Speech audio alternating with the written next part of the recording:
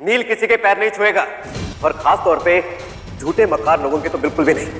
गिरधर बाबू, आप जब भी आते हैं हमारे लिए कड़वे शब्दों का उपहार ही लेकर आते हैं। हमारे ही घर में खड़े होकर हमें मक्कार कह रहे हैं आप। माफ कीजिएगा, लेकिन हमें झूठ बोलना नहीं आता, और जिन लोगों ने पता नहीं कैसे हमारी बेटी को इस रिश्ते में फंसा लिया है, उनके लिए हमारे दिल से कोई अच्छे शब्द निकलते नहीं है। क्या करें हम, बताइए आप।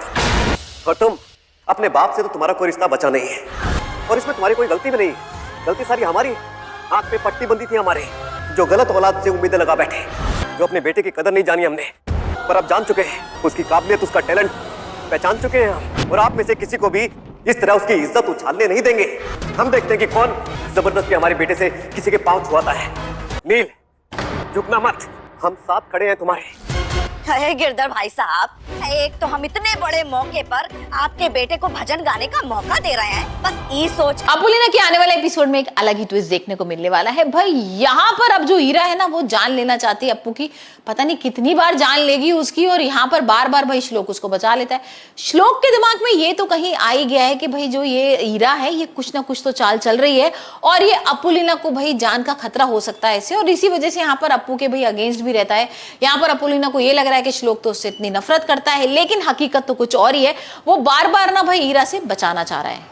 तो पहले हमने देख ही लिया था ना किस तरीके से आग वाग लग जाती है, ब्लास्ट हो जाता है, फिर भी अपुलिना की जान श्लोक बचा लेता है। अब यहाँ पर भाई एक नया ट्विस्ट आएगा कि यहाँ जो ईरा है ना, बड़ी चाल चलती है। ईरा को तो समझ में आ गया कि अब जो व्रत वगैरह रखना है, निर्जला व्रत, यहाँ पर श्लोक की बड़ी उम्र के लिए है, श्लोक के लिए है, क्योंकि भाई अगर वो श्लोक के लिए व्रत रखेगी तो उसको हमेशा के लिए भाई श्लोक का ही प्यार मिलेगा। रखती भी है, लेकिन यहाँ पर अपोलिना के लिए चल देती है एक बड़ी चाल। अपोलिना की क्रीम में ना वो कुछ ऐसा मिला देती है जिससे उसको ना बॉडी में पूरी खुजली मचेगी, लेकिन यहाँ पर ये चीज श्लोक देख लेता है। श्लोक उस क्रीम को चेंज कर देता है। अपोलिना तो बिल्कुल ठीक वाली क्रीम लगाती है, लेकिन अब जो ईरा होती है ना, वो क्रीम लगा लेती है जिसमें उसने पाउडर मिलाया होता है। जैसी वो क्रीम लगाती है तो भाई उसके इतने ज्यादा रैशेस वगैरह पड़ जाते हैं, घबरा जाती है, सब लोग परेशान हो रहे हैं उसे देख के। और यहाँ पर भाई अप्पू बोल भी देती है कि तुम एक काम करो, तुम ना मेडिसिन खा लो और तुम्हारे रैशेस वगैरह बिना मेडिसिन के जाएंगे नहीं। सरस्वती भी परेशान हो गई है। सरस्वती तो भाई ये लग रहा था कि ये निर्जला व्रत रखेगी श्लोक के लिए, लेकिन अब तो ये खुद ही अपनी चाल में फंस गई, और अब हम देखेंगे किस तरीके से वो मेडिसिन खा लेगी और उसका व्रत टूट जाएगा।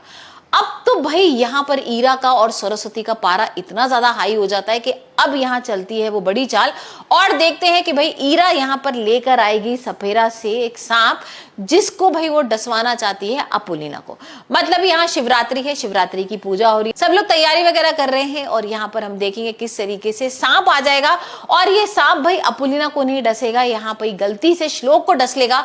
और अब देखते हैं कैसे खुलासा होता है भाई यहाँ पर ईरा का, और अपोलिना कैसे बचाती है श्लोक की जान, क्योंकि भाई कहीं ना कहीं अपोलिना बहुत इंटेलिजेंट है और उसको पता भी है कि भाई किस तरीके से जहर वगैरह निकालना है सांप का। और यहाँ हो सकता है कि अब वो दोनों एक दूसरे के इतने करीब आ जाएं कि ईरा की हो जाए छुट्टी।